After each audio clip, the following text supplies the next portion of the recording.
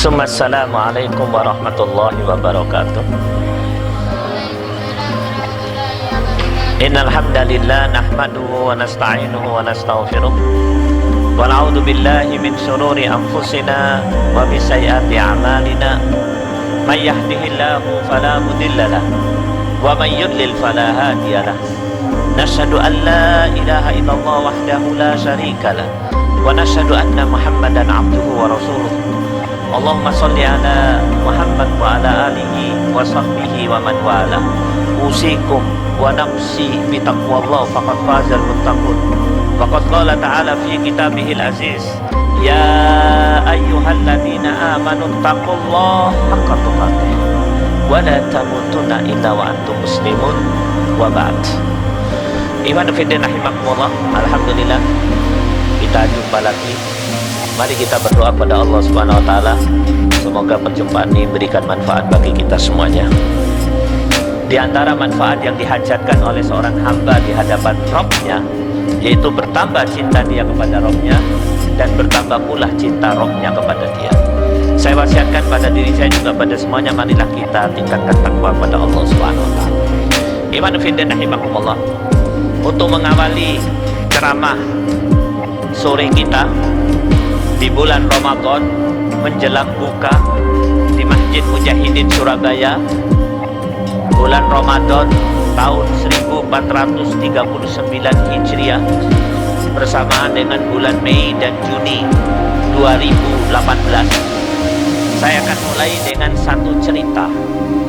Buat orang lain mungkin cerita ini biasa, tapi bagi saya yang kebetulan di dalam masyarakat ini melaksanakan kewajiban sebagai dai, cerita ini cerita besar, harus kita ceritakan dan harus kita garis bawahi.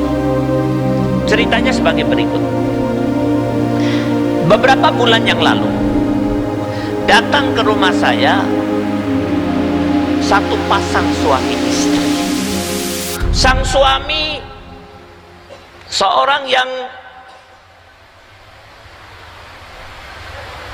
di masyarakat dia terpandang, ya. Dia dosen senior di satu universitas ternama di satu kota. Sang istri ibu yang selalu menghadiri kajian-kajian di banyak tempat, ya. Seorang ibu yang aktif membina dirinya, ya, mengikuti tren kebanyakan ibu-ibu yang terjadi di banyak kota di seluruh dunia hari ini. Mereka berdua datang ke rumah saya sambil menangis terseduh-seduh. Datang menangis, ibunya menangis. Tiba-tiba sang bapak berbicara, Ustadz, kami sedang mengalami satu musibah besar. Saya tanya, musibah apa? Musibah besar sekali. Musibah apa? Ceritanya seperti begini Ustadz, kata dia. Saya punya anak sulung, hafal Quran 10 juz. Waktu SMP, SMA aktif di Rohis, kerohanian Islam. Setiap sholat di masjid, kemana-mana pakai baju takwa. Kalau dia ke masjid, dia ajak adiknya ke masjid. Anak ini anak sulung. Kemudian berpisahlah dia dengan saya karena dia harus melanjutkan kuliahnya di universitas ternama di negeri ini, di Jakarta. Kurang lebih 3 tahun atau 3,5 tahun dia kuliah, dia telepon saya, kata sang bapak. Apa kata sang anak? Abi, mulai hari ini aku tidak mau sholat lagi. Beberapa waktu kemudian dia telepon lagi.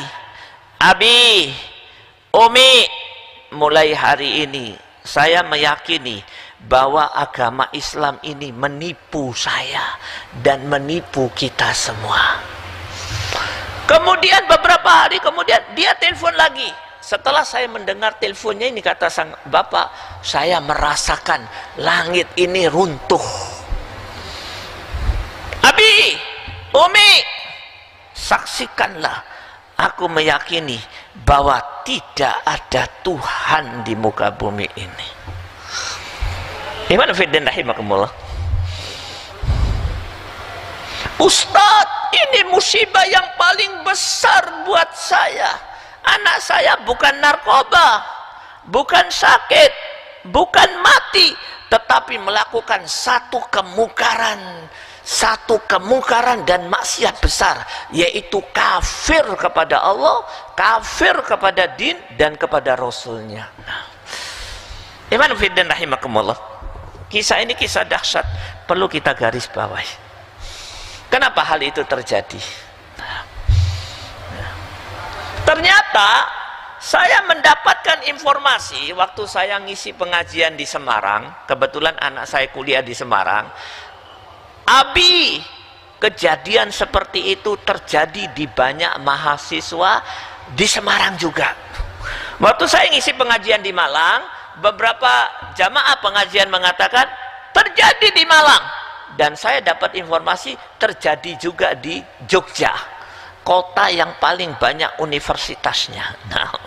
Nah, kenapa hal itu terjadi? Paling tidak ada beberapa hal yang bisa kita ambil pelajaran dari kejadian ini. Yang pertama, di balik ketenangan kita hidup nyaman di kota ini, di negeri ini, ketahuilah ada 4 musibah besar yang melanda kaum muslimin hari ini, di sini, di negeri ini, dan di muka bumi ini sekarang. Paling tidak ada 4 menurut pendapat para ulama mujahid, ya.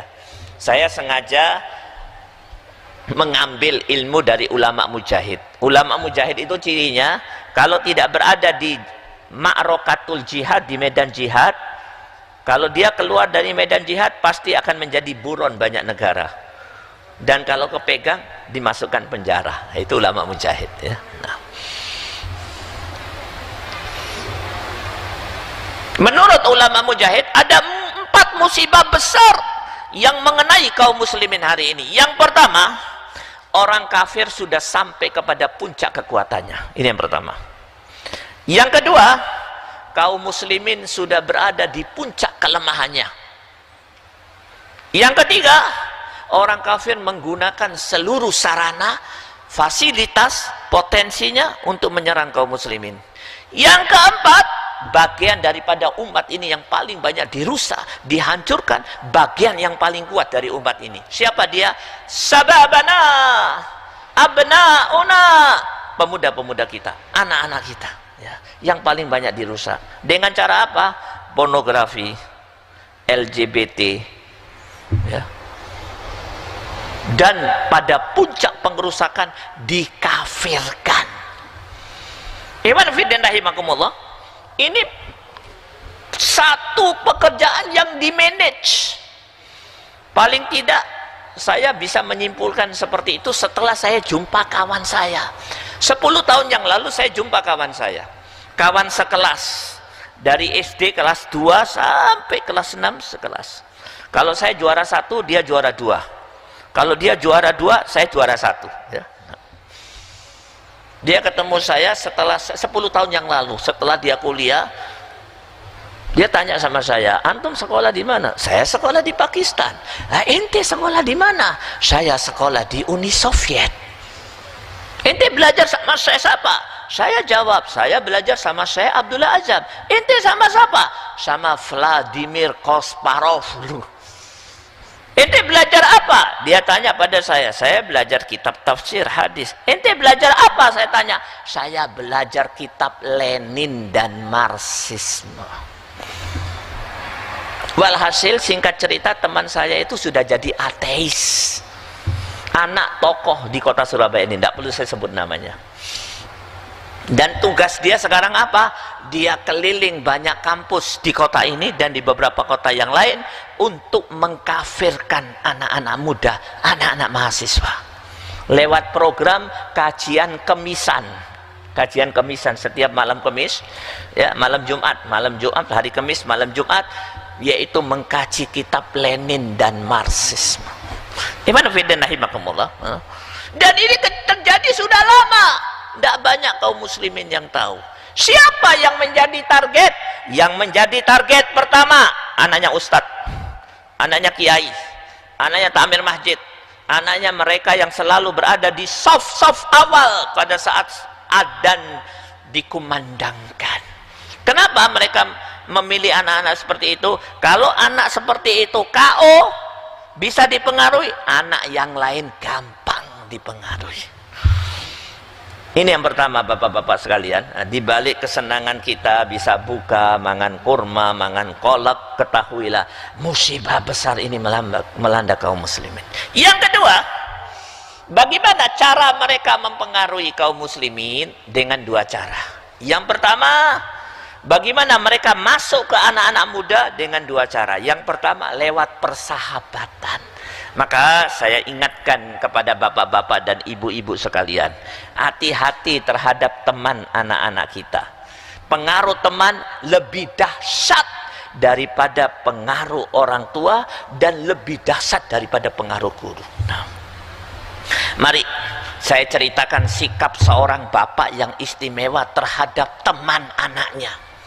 Sahabat ini namanya Abdullah bin Jubair, sahabat jalil, termasuk dia kelompok ulama daripada para sahabat. Sahabat yang ulama itu sedikit, salah satunya beliau.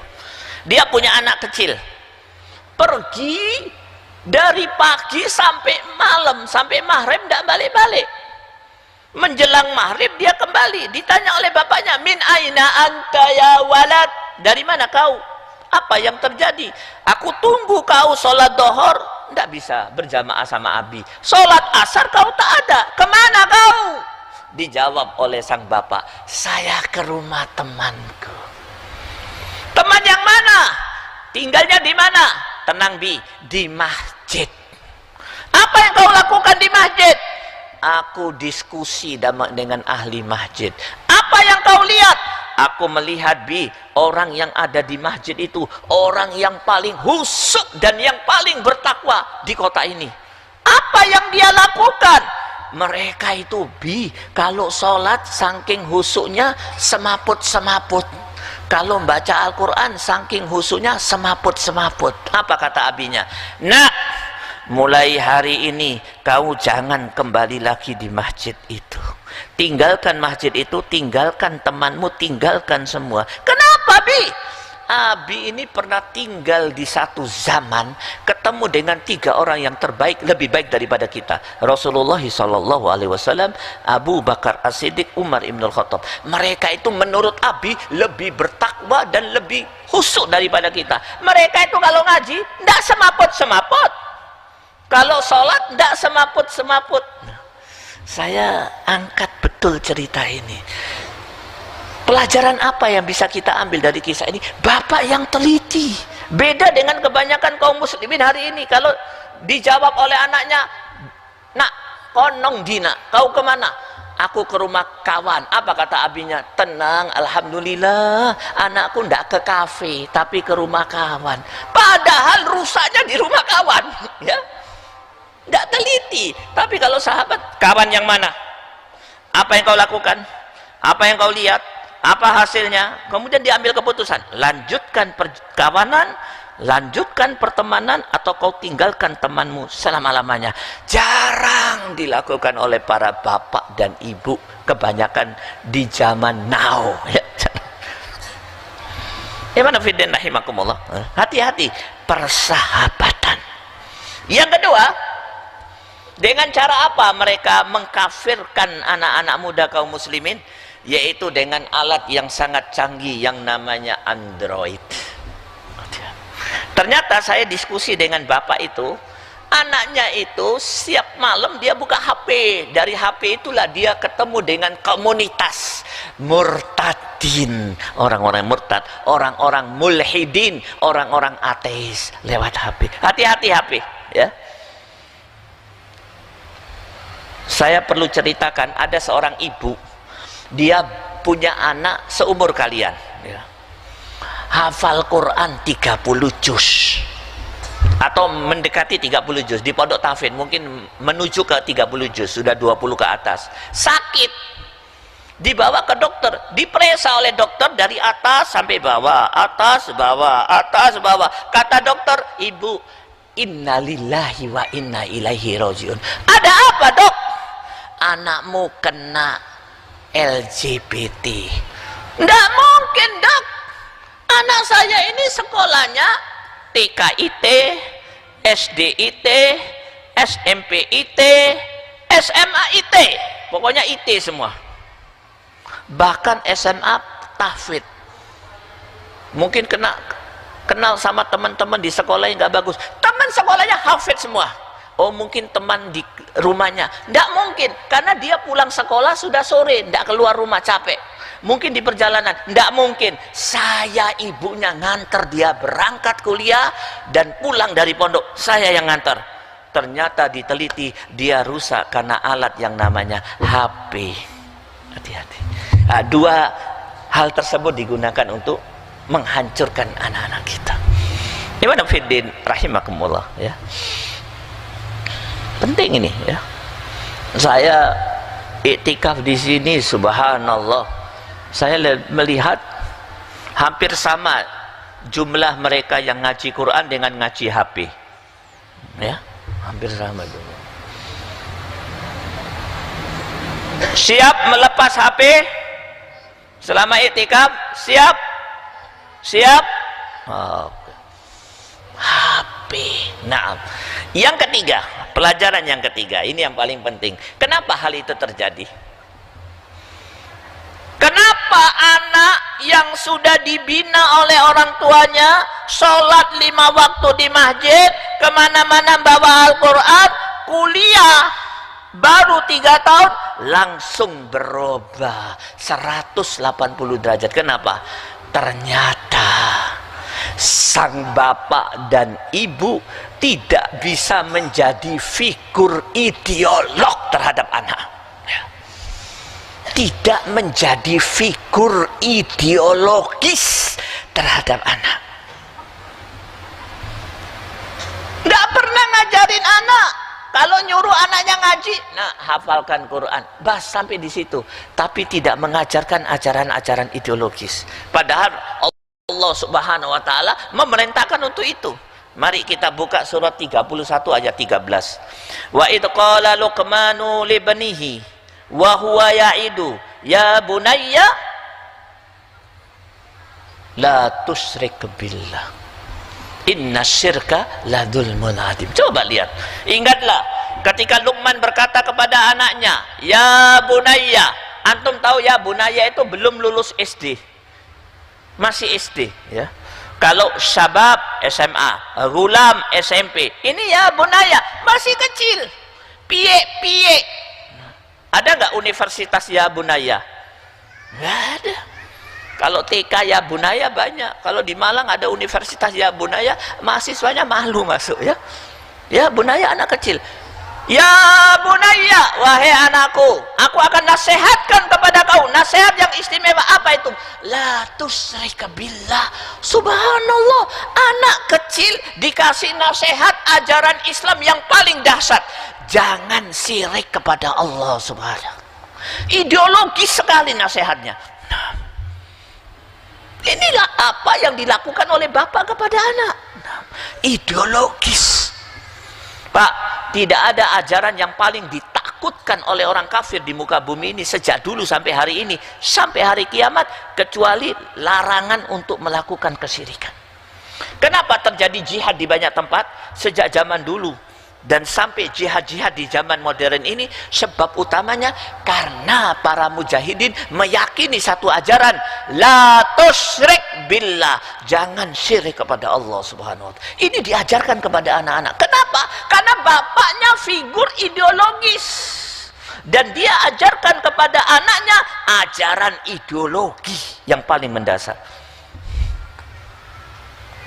Mari kita lihat ayat yang kedua. Allah Subhanahu wa ta'ala berfirman di dalam surat yang sama, surat Luqman ayat 17. Ya bunayya aqimis shalah wa'mur bil ma'ruf wanha 'anil munkar wasbir 'ala ma asabak inna dzalika min azmil umur. Masya Allah. Sekali lagi sang bapak mengajarkan kepada anaknya yang masih piye-piye, bunayya, masih kecil, belum lulus SD, ajaran min azmil umur, ajaran yang paling penting penting. Kalau seseorang tidak memahami ini, rusak Islamnya, bisa-bisa batal Islamnya. Apa ajaran yang penting ini? Yang pertama, aqimis shalah, perbaiki puncak ketaatanmu kepada Allah Subhanahu wa taala, salat. Yang kedua, wa'mur bil ma'ruf wanha 'anil munkar. Nah, amal ma'ruf nahi munkar. Lo anak kecil kok diajarin amal ma'ruf nahi munkar, kan belum bisa apa-apa. Loh, ini ajaran ideologi. Kalau tidak ditanamkan sejak kecil, anaknya tidak akan pernah bisa menjadi dai, tidak akan pernah bisa menjadi mujahid, dan tidak akan pernah menjadi muslihun, orang yang mengadakan perbaikan. Antum tahu Pak, musibah besar hari ini di tempat kita dan di banyak tempat di zaman now, yaitu berkurangnya al-muslihun, orang yang melakukan perbaikan. Kebanyakan dunia dipenuhi dengan al-mufsidun. Ada muslihun tapi membisu 1000 bahasa. Bagaimana caranya supaya anaknya menjerit, berdakwah? Sejak kecil ditanamkan ajaran ideologi. Amal ma'ruf nahi mungkar. Coba lihat. Kenapa? Bapaknya tokoh ideologis. Tidak main-main nih Pak. Kita kurang dalam hal ini. Nah, karena sang bapak tidak menjadi figur ideologis pada sang anak, maka pada saat anak keluar dari rumahnya, masuk ke universitas, bertemu dengan banyak kawan, hinggap di dalam kehidupan dia tokoh ideologis batil, maka bapak dan ibunya diletakkan di bawah telapak kakinya. Dia mengikuti ideologi kekafiran. Itu persoalannya. Memang hebat betul memang programnya orang-orang Rusia ini, merusak kaum muslimin dengan ateis dan sosialis. Karena mereka mengadakan survei, ternyata kaum muslimin tidak mengajarkan ajaran ideologis kepada anaknya. Nah, maka gampang dirusak. Mari saya tunjukkan ayat yang selanjutnya ya. Ini bicara tentang warisan seorang bapak dan ibu kepada anaknya. Apa sebenarnya warisan yang paling utama? Allah Subhanahu wa taala berfirman ya, di dalam surat Al-Baqarah 133. Am kuntum syuhada id hadara ya'qubal maut id qala libani ma ta'buduna min ba'di qalu na'budu ilahaka wa ilaha abaika Ibrahim wa Ismaila wa Ishaq ilahan wahidan wa nahnu lahu muslimun. Coba lihat ya, ini Yakub sama istrinya ya. Tentu kalau disebut suami, istri ikut ya. Pada saat Yakub mau mati, dia kumpulkan anak-anaknya. Apa kata Yakub? Nak, ada satu hal yang aku ingin yakinkan kepada diriku. Bagaimana keadaan kalian? Bagaimana, coba jawab pertanyaanku. Bagaimana sikap kalian terhadap din? Dijawab oleh bapaknya, oleh anak-anaknya. Pak, jangan khawatir. Kami memahami 4 hal, dan 4 hal ini warisan yang paling utama yang kau berikan kepada kami. Kami pegang itu. 4 hal itu, yang pertama, na'budu, konsep ibadah. Anak kecil sudah tahu konsep ibadah. Nah, Pak, kalau anak-anak kita tidak tahu konsep ibadah, pasti dia beribadah kepada syaitan. Nah, karena ibadah itu artinya apa? Ibadah itu bukan menyembah, tetapi taat, rukuk dan sujud, dan tunduk kepada hukum buatan.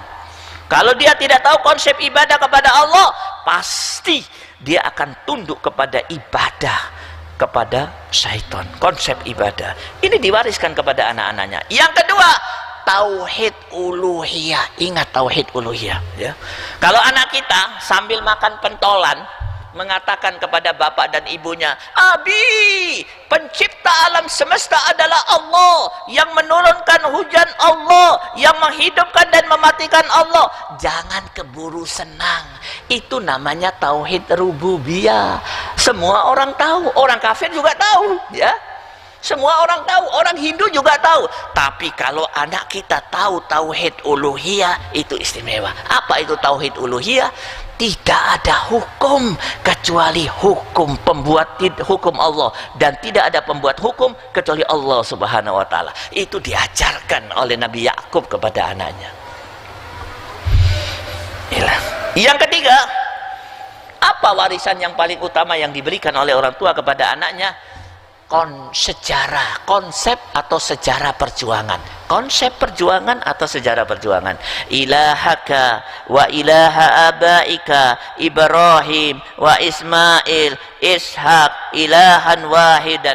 Dia tahu sejarah perjuangan dari bapakku Nabi Ibrahim, Nabi ini, mereka melanjutkan perjuangan. Perjuangan apa? Tauhid, menegakkan tauhid dan menghancurkan kesyirikan. Tahu. Bagaimana sejarah hari ini? Banyak maaf. Ya. Saya punya teman guru. Dia curhat sama saya, Ustadz, musibah Ustadz. Loh, musibah apa? Murid saya nggak tahu apa? Nggak tahu PKI. Katanya PKI itu bagus. Ada. Saya dulu punya pondok. Saya sekarang punya pondok. Beberapa tahun yang lalu saya menerima santri baru. Kita tes. Tesnya banyak. Salah satunya saya tanya 2 soal. Soal yang pertama, saya ingin tahu pembinaan yang dilakukan oleh orang tua kepada anak itu seperti apa. Saya tanya kepada sang anak.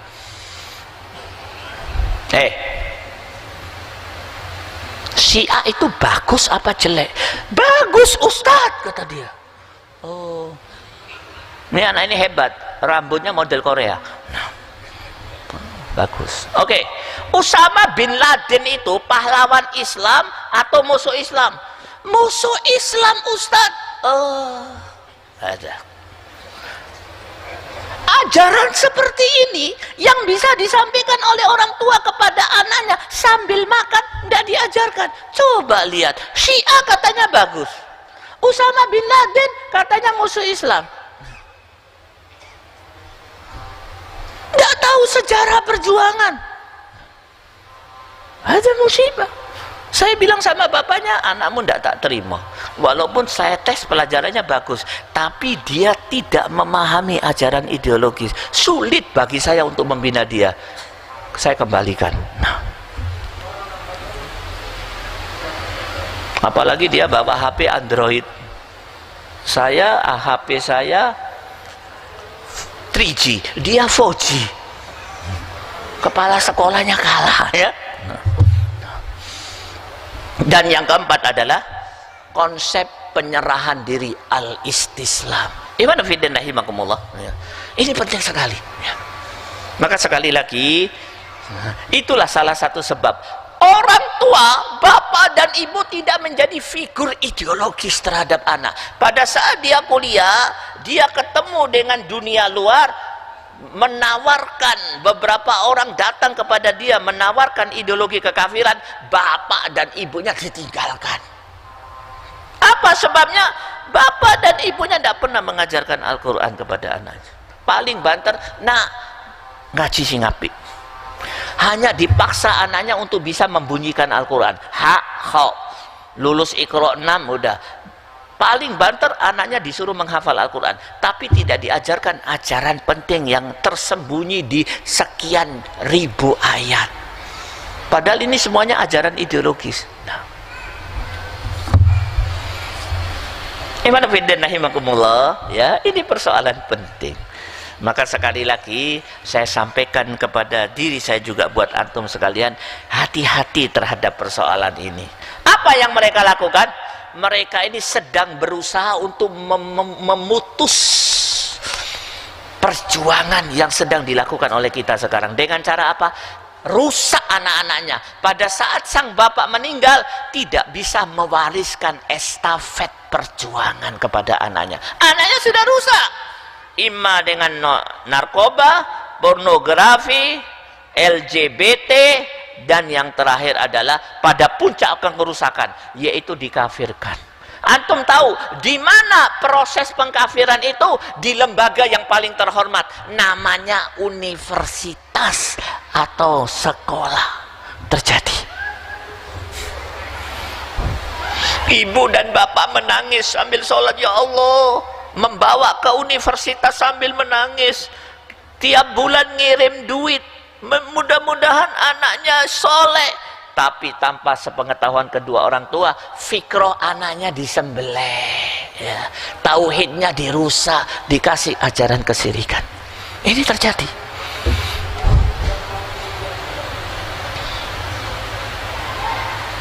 Ustaz, apa yang harus saya lakukan? Ya, bina anak. Sakjane, anak kita itu harus seperti apa? Mari saya tunjukkan konsep perjuangan di dalam Al-Quran. Buka surat 9, 122, ya. Allah Subhanahu wa taala berfirman, "Wa ma kana al-mu'minuna liyamfiru kafah, walaula nafara min kulli firqatin." Walaula nafara min kulli firqatin minhum ta'ifatul liyatafaqahu fiddin waliyundiru qawnahum idza raja'u ilaihim wala'allahum yahdharun. Apa tafsir dari Ibnu Katsir terhadap ayat ini? Penting sekali Bapak-bapak sekalian, ya. Banyak maaf. Semangat untuk mensekolahkan anak bagus, ya, masya Allah. Cari pondok yang paling bagus, cari sekolah yang paling bagus, disuplai seluruh kebutuhan anak. Cuman kebanyakan orang tua setelah anaknya lulus sekolah bingung mau diapakan anaknya. Akhirnya yang ada di kepalanya kerja sana kerja sini. Akhirnya apa yang terjadi? Anaknya hafal Quran 30 juz, berangkat ke Batam, kerja di pabrik komputer dari pagi sampai sore. Pekerjaan anaknya memindahkan dari pagi sampai sore, hafal Quran 30 juz. Akhirnya apa yang terjadi? Anaknya hafal Quran 30 juz, ikut-ikut temannya kuliah. Ditanya mau universitas apa, terserah. Fakultas apa, sak keterimoy. Kenapa? Karena memang tidak ada visi perjuangan di kepalanya. Pokoknya keterima kuliah, pokoknya kuliah. Jadi setelah anak lulus mereka bingung mau diapakan. Padahal ayat ini menjelaskan. Apa kata Ibnu Qayyim? Kata Ibnu Katsir di dalam tafsirnya menafsirkan ayat ini. Apa kata beliau? Anak-anak kita, laki atau perempuan, termasuk kita, laki maupun perempuan, mempunyai dua peran. Dua saja peran, mempunyai dua tugas. Tugas yang pertama berjihad, ya, berjihad. Apa itu jihad? Menegakkan din. Kenapa harus ditegakkan? Karena din itu bisa roboh, dan hari ini kita lihat din itu roboh. Tandanya apa? Layan kudo urul islami urwatan wa kullaman taqadat urwatun tasabahan nasu billati taliha awwaluha al-hukmu wa akhiruha as-shalah. Ini sabda Rasulullah. Hadis ini masyhur sekaligus ramalan Rasulullah. Pak, kalau ada tukang ramal datang, kita bertanya satu soal, kemudian dijawab, apa kata Rasulullah? Man ata arrofan fasa'alahu fasaddaqahu lam yuqbal salatuhu arba'ina yauman. Coba lihat, au kama qol. Barang siapa yang datang kepada tukang ramal, bertanya satu persoalan, dijawab, dia benarkan jawabannya, sholatnya 40 hari 40 malam tidak diterima oleh Allah. Hanya membenarkan tukang ramal. Tapi kalau ramalan Rasulullah wajib kita imani, kalau tidak kita berdosa. Apa kata Rasulullah? Islam itu nanti akan rubuh. Tandanya apa? Seluruh talinya terlepas, Islam rubuh. Dan tali Islam itu banyak. Tali yang pertama terlepas, dilarang menegakkan hukum Allah, hukum Islam. Tali yang terakhir, dilarang sholat. Nah, tali yang pertama sudah lepas apa enggak? Sudah. Tali yang terakhir belum, di sini, tapi di beberapa tempat dilarang sholat. Nah, maka caranya masing-masing anak-anak kita harus menjadi pejuang untuk menegakkan itu. Ini fungsi utama. Loh, apakah mereka harus menghunus pedang? Oh tidak. Berjihad adalah mengumpulkan seluruh potensi terbaik untuk menegakkan din. Kalau dia bisa komputer, untuk menegakkan din. Kalau dia bisa dokter, untuk menegakkan din. Kalau dia bisa ilmu politik untuk menegakkan din, itu namanya. Yang kedua, pilihannya menjadi ulama dalam rangka untuk menegakkan din. Tidak usah bingung lagi, Ustadz datang bapak-bapak ke tempat saya, anak saya sudah lulus, sebaiknya kerja apa? Loh, saya bilang buka surat At-Taubah 122, jadi mujahid atau jadi ulama, terus yowis ikut toh. Jangan sampai mereka kuliah bekerja di perusahaan asing yang keuntungannya digunakan untuk membeli bom, bom itu digunakan untuk mengebom anak-anak Palestina. Anak antum, bapak ibu ikut andil, bukan menegakkan din, tapi justru merobohkan din. Hati-hati. Nah, maka ikhwan fiddin rahimakumullah, ini tidak akan pernah bisa dilakukan kecuali orang tua yang ideologis. Mungkin itu saja ya cerita yang saya sampaikan, sudah saya sampaikan, dan sudah pula kita ambil pelajaran. Nanti lebih detail lagi kita bahas pada kajian yang akan datang, yaitu besok insyaallah. Dan mari kita tutup dengan doa. Nah, angkat tangan ya. Alhamdulillahirabbil alamin. Alhamdulillahi rabbil alamin. Alhamdulillahi rabbil alamin. Ya hayyu ya qayyum, ya hayyu ya qayyum, ya hayyu ya qayyum, ya dzal jalali wal ikram, ya dzal jalali wal ikram, ya dzal jalali wal ikram. Allahumma salli ala Muhammad wa ala ali Muhammad. Allahumma salli ala Muhammad wa ala ali Muhammad. Allahumma salli ala Muhammad wa ala ali Muhammad. Allahumma ighfir lana walil mu'minina wal mu'minat, muslimina wal muslimat, wa alif baina qulubihim wa aslih data bainihim wansurhum ala aduwika wa aduwihim wahdihim subulas salam wa akhrijhum minad dhulumati ilan nur wa jannibhumul fawahisha ma dhahara minha wa ma batan wa barik lahum fi asma'ihim wa absarihim ma abqaitahum waj'alhum syakirina li ni'amik musnina biha 'alaik qabiriha wa atmimha 'alaihim ya rabbal alamin. Allahumma ansur kitabaka wa dinaka wa ibadakal mu'minin. Allahumma addibil kuffara wal munafiqin alladina yasudduna an sabilik wa yubaddiluna dinak wa yu'aduna al mu'minin. Allahumma ansur muslimin wal mujahidin wal mustada'afina fi Palestin wa fi Suriah wa fi Afghanistan wa fi Afrika wa fi Rohingya wa fi Patani wa fi Moro wa fi baladina hada Indonesia wa fi kulli makan wa fi kulli zaman. Rabbana la tuzigh qulubana ba'da id hadaitana wa hab lana min ladunka rahmah innaka antal wahhab. Allahumma inna nas'aluka husnal khatimah. Allahumma inna nas'aluka husnal khatimah. Allahumma arzuqna taubatan nasuhan qabla al-maut. Allahumma arzuqna taubatan nasuhan qabla al-maut. Allahumma ya muqallibal qulub sabbit qulubana ala dinik. Allahumma ya muqallibal qulub sabbit qulubana ala dinik.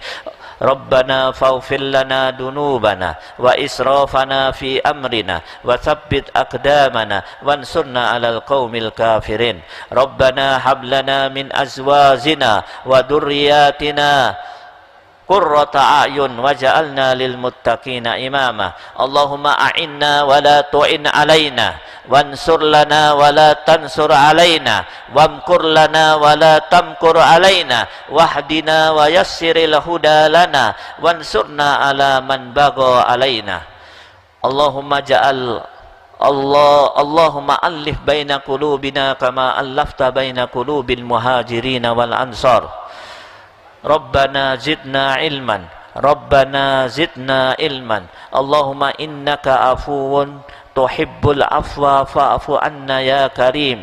Allahumma innaka afuwun tuhibbul afwa fa'fu anna ya karim.